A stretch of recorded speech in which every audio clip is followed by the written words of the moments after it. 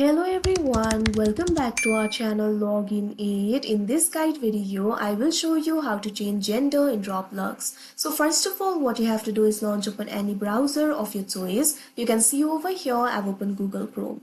Now click on the search bar and type in roblox.com, press enter.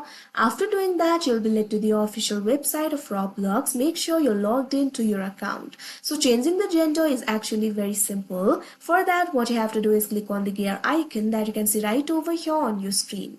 Now you'll be able to find various options over here. You'll be able to find the options like settings, quick sign in, help and safety, etc. Click on this option, settings.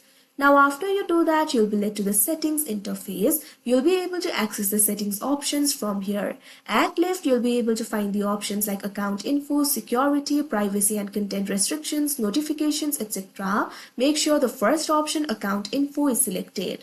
If this option is selected, you'll be able to find the account info over here. Simply scroll down in this interface. Now over here in the personal section, you'll be able to find the option for age group, birthday, gender, language, theme, account location. Over here at third, you'll be able to find the option for gender.